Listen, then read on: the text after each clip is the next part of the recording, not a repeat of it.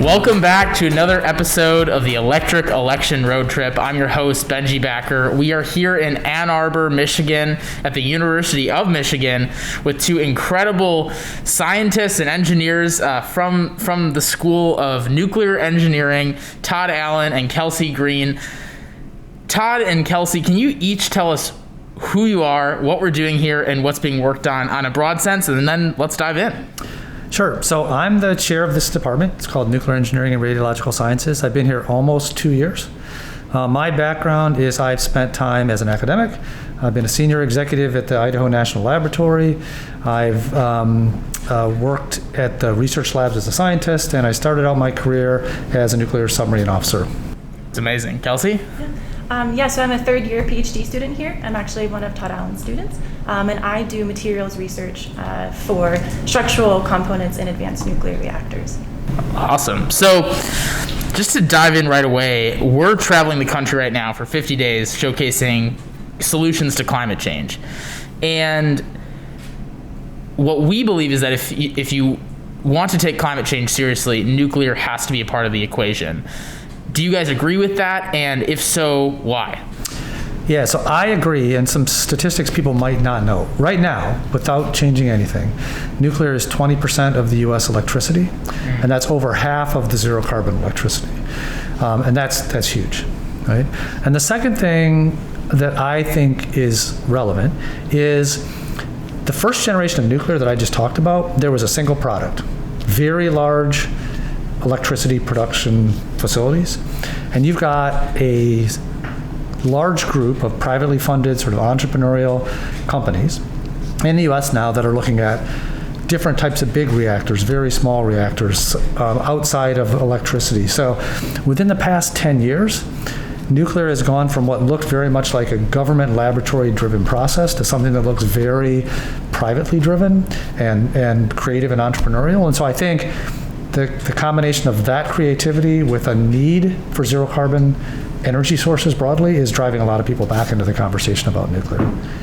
Yeah, Kelsy? Yeah, so I 100% agree. I'm very pro-nuclear. That's actually why I became a nuclear engineer, so I can have that technical background to help shape policy for climate change mitigation and adaptation. One reason, too, just to kind of piggyback off of what Professor Allen was saying, that I really think nuclear energy will be important is because it allows for increased energy access for developing nations as well.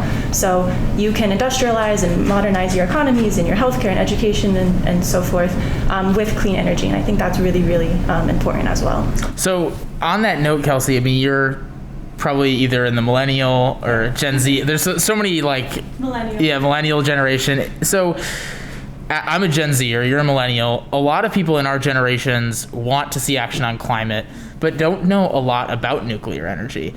And they're open to it, but it's complicated. So why should young people support nuclear energy, and how can they be involved from an activist or engagement perspective?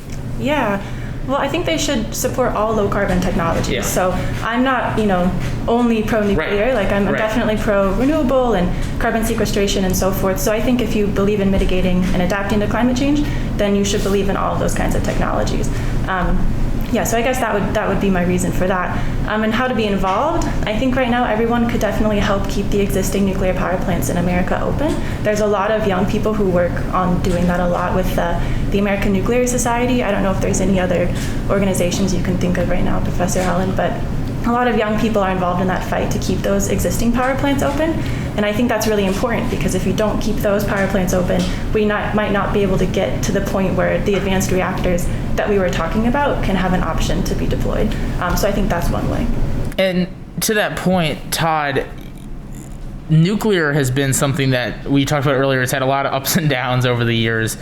Throughout your time in this space, what have you seen as the biggest benefit to having a university like Michigan take the lead on something like this? And how has that played an integral role in the development of nuclear technology? Yeah, so I think if you look through the sort of 50, 60-year history of nuclear in Michigan, so in the very early days, when we were just starting up the test reactor and starting the program, it was very involved in building the technology where there wasn't one. Okay. As you get into the, say, 90s, Right? At this point, we've got 100 commercial plants. Things are kind of on steady state. And a lot of what the university did was keep the knowledge of the technology alive, keep bringing new people in. And then in the last decade and a half, it's really, there's this enthusiasm for a next generation of nuclear, bringing advanced technologies like the virtual reality demonstrator we put you through this morning, bringing those to nuclear. And I think it's bringing a lot of next generation folks in who are excited about the technology. And so I think you can follow the history of the department or any department around the country. And we've been critical in the startup phase, the maintenance phase, and now the renewal phase of nuclear energy.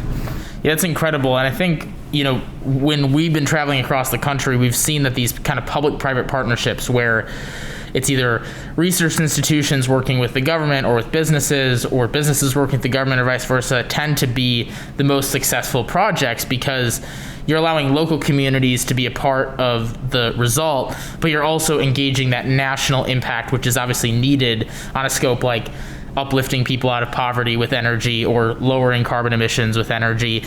So what has the University of Michigan done in terms of those public-private partnerships? And can you talk a little bit about some of the great partners you've had over the years and how that's played a role in developing the technology even faster than it would have maybe if it was done individually? Yeah, so I think right now, interestingly, there are order of magnitude 60, 70 of these private companies. And we've got research projects with a number of them. So we talked about TerraPower, Kairos, X Energy, sort of walk through the list, and there's in many cases we've got collaborative research projects with them. So we're helping them with their technology development. In some cases, we're doing things at the university level that may be slightly ahead of them. And one of the things to me that's interesting about commercial companies is much more than the research community, they think about how do I get this thing onto the market soon? And sometimes that's not trying to solve a 60-year R&D problem, it's figuring out how to engineer around it. Right? But at the same time, we help them think about the product after the one they're trying to deploy. And so I think there's a tremendous amount of engagement. And of course, they're growing. They want our students as future employees. And so to the extent we get our students engaged in those projects, you've got a collaboration that helps us, it helps the company, it helps the students as they kick their careers on.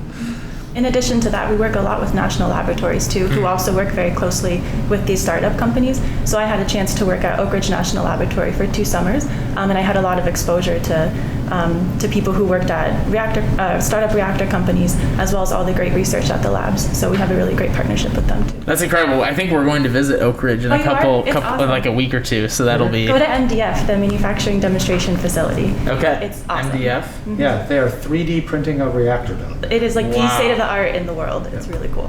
Well, you guys have your own state-of-the-art technology here at the University of Michigan, and to your point, Todd, that's really where the benefit is to a lot of these companies, is that they don't have to create some of the state-of-the-art technology while they're also trying to do a whole slew of other things. They can rely on a partnership with the university to get that done. And I think that's the power of this, is that, a company like TerraPower, which we've already interviewed, has incredible technology and technological advancements, but they're able to test some of their work here. They're able to see if it's implementable, safe, and that's just something that can't be done. They can't do it all, and no one can do it all. And I think this collaborative process of national labs in Tennessee and other parts of the country, working with a research institution in Michigan, working with a nuclear company from Seattle, is the power of this project. So I guess there's a lot of moving parts in this, and there's probably been some hindrances to development of these technologies. To both of you, what do you think have been some of the most difficult obstacles that you've found in developing nuclear technology here at Michigan, and then also just in the broader scope of the world? Do you want to go first, or you want me to go? Oh, you can go first. Okay, so I think, if I'm a nuclear technology company, some of the challenges are we have a regulator that really only ever regulated a single product, right? And now we've got companies that are looking in many directions, right? So the regulator has had to figure out how to transition and be ready for all these. And honestly, they are working very hard at that, right? So I give them credit for all the effort they put into sort of changing the way they view the technology. So that's one.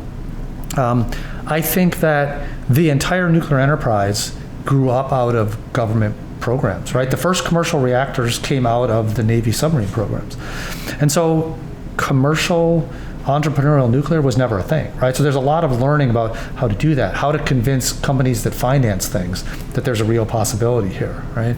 And so the last thing I think that had to change was the way the government research labs thought of themselves. Because for many years, they were kind of at the point of the project, and now they're transitioning to, in many cases, being supportive of private companies, right? Use all that technology and knowledge that you have and be supportive.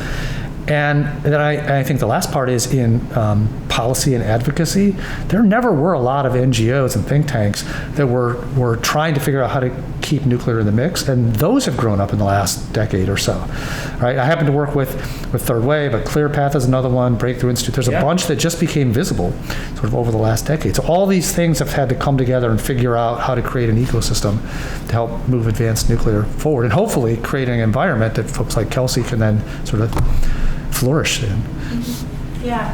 In addition to that, I would say just having continuous funding from the government as well. Some administrations haven't always continued support for nuclear. It's really important to have that continued support. So your research, it takes a long time in the nuclear field. So, you can research a project for 10 years sometimes. So it's important to have that continued support. And in addition to, I think having nuclear recognized as a low carbon source within clean energy standards on a policy level, whether that be a state level or a federal level, nuclear is not always recognized. And I think it should be to help commercialize new reactors. So.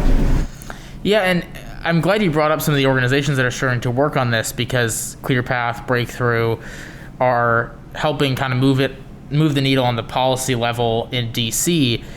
And it seems to me like there's a shift politically of support for nuclear energy. I mean, you had it on the Democratic Party platform for the first time in numerous decades. You're seeing people on both sides of the aisle start to engage on the issue. However, to your point, it's been hard to keep nuclear plants open. And you Kelsy, said that young people can play a role in helping keep those open. What can young people do to advocate for that? And what role can they play in doing that? And honestly, tell them why it has been a problem to keep them open. Yeah, I think it's very state specific how to be involved, because every market is different. So correct me if I'm wrong, I think it's Ohio, they were going to close, or was it Illinois? They were going to close plants down because of certain market incentives did not make those nuclear power plants economic to continue to operate anymore. So they weren't going to apply for license extensions anymore because the market just wasn't there for nuclear power. And I believe that a lot of people advocated to have nuclear energy recognized as a clean energy source and have some more government support for it and change the market incentives, and hence they were able to stay open. And so I think people, I don't really know exactly what students did in Illinois. Do you remember? I know American Nuclear Society was really involved, so you can always look up your local chapter of American Nuclear Society to see how to be involved, and always write to your Congress people as well. Yeah, and I think it's one of the things that folks in my generation have to figure out. And I figured this out when I was on the executive team at the Idaho National Lab. It's like, if I bring you in as a visitor, and I want to convince you that there's a future and a story that you want to follow, then I have Kelsy give the tour, right? I really need, it turned out to be true. People are much more, they just get much more motivated when they see someone who's young and they're early in their career and they're like, I want to do this and it's important to me and here's why, right? Than a senior person who's seen as like defending the corporation, right? It's just a different feel to the story. Yeah, I'd say a lot of young people too that I meet, they go into it because they really believe nuclear energy has the potential to increase the quality of people's lives. Like that's why they really go into it. And so a lot of young people are really, really passionate and really, really dedicated to the field. Yeah, and that is something that isn't always talked about with nuclear energy publicly, is its impact, especially potential impact of helping developing countries and lifting them out of poverty much quicker than, in years past, which I think is it can make such a huge impact, not just in the environmental space, but in the economic space as well. I guess one of the things that, and maybe, as one of the final questions, it's kind of a tough question, but there's a lot of criticism from some people in the United States that nuclear is not going to be cost effective. We don't believe that's true at the Conservation Coalition. And can you talk a little bit about why that isn't true or why it shouldn't be true going forward? Yeah, so my take on that is, I mean, you can clearly look at the U.S. or the West's current attempt to build the very large reactors, and it's not going well, right? So you look at that and you can be skeptical, and I think that's fair, right? I think the nuclear engineering community, the things that have changed are, one, is being driven by private companies, right? So, I like to say, if I'm looking at an advanced reactor from a research standpoint, I may say, well, I need to figure out how to create a material that'll last for 60 years. Right? Whereas a commercial company would say, I don't need to do that. I need to replace the module every 7. Right? It's just different, right? So they are driven to drive down costs because that's what a business person would do. I think that helps.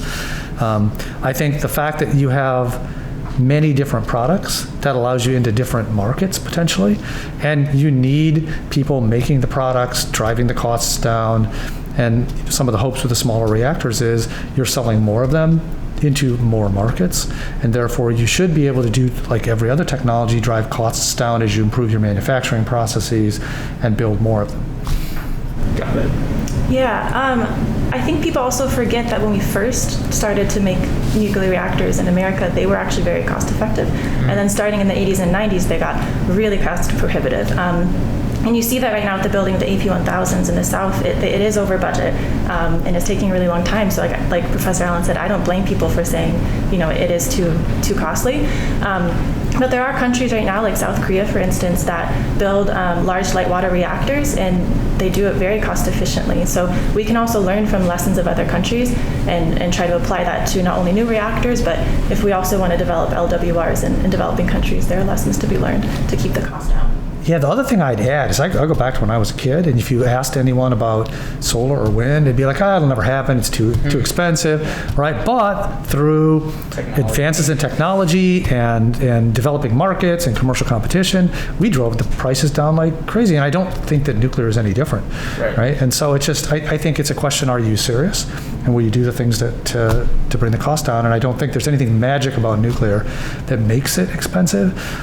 Certainly if you don't build plants and you get out of practice and you're bad at it, you can be bad at it, but I don't think it's inherent to the technology. It's just a learning curve. Yeah. Well, it just seems also like there are certain federal government decisions that have also hindered the growth of nuclear energy from not just a technological aspect, but from an economic perspective. And obviously it's starting to hopefully be reversed now to really put nuclear on a pedestal as an option for fighting climate change and economic development. So we're almost out of time. One final question that I think, hopefully will end us on a good note, which is, what is the most fun and exciting part of your job that you wish people knew about? And if you can't cope with that, then what's the most fun and exciting part of nuclear in general that you wish people knew about? And I'll start with you, Kelsy. Sure.